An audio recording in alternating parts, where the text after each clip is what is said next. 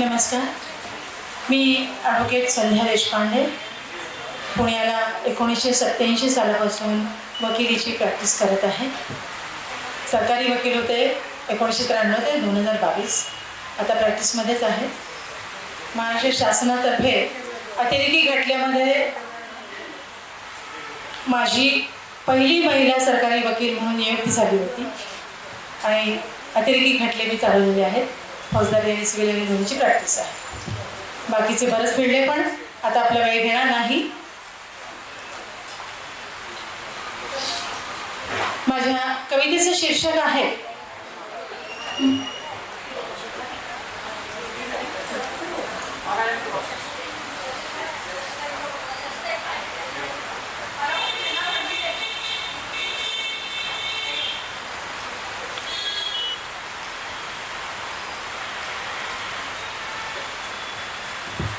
दुसरी कविता म्हणायची होती, पण सगळा वेळ बघता मी छोटीशी कविता निवडलेली आहे.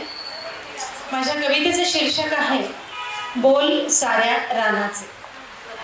आंब्याच्या बुंध्याला रेलून जराशी, आंब्याच्या बुंध्याला रेलून जराशी, गारवा मंद झुळूक हवी हवीशी.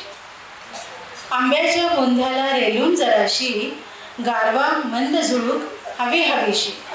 रान फुलांचा सजलेला संसार, रान फुलांचा सजलेला संसार, शीळ पोण्या पाखराची हलकासा झणकार.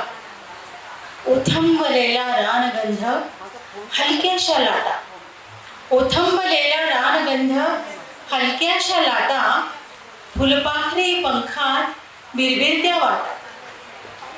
जाऊ का मिसळून या सगळ्याच रंगात, जाऊ का मिसळून या सगळ्याच रंगात, झिरपू दे भिनू दे रोमा रोमा.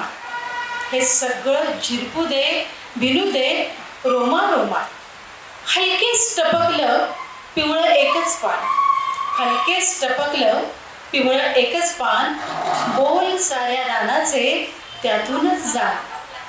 हलकेच टपकलं पिवळं एकच पान, बोल साऱ्या रानाचे त्यातूनच जा.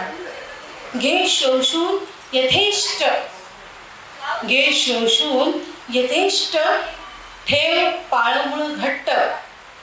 घे शोषून यथेष्ट, ठेव पाळमुळ घट्ट, मग सप्तरंगी तू न लागेल ग दृष्ट. मग सप्तरंगी तू न लागेल ग दृष्ट. रंग तुझे वाट ओंजळ भरभरून, रंग तुझे वाट ओंजळ भरभरून, झिरपलेलं झरू दे तावून सुलाखून. तुझ्या झिरपलेलं झरू दे तावून सुलाखून. कधीतरी गळून पडणारच ना, अगं तू कधीतरी गळून पडणारच ना.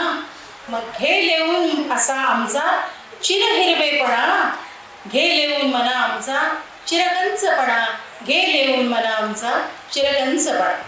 धन्यवाद. धन्यवाद मॅडम. खूप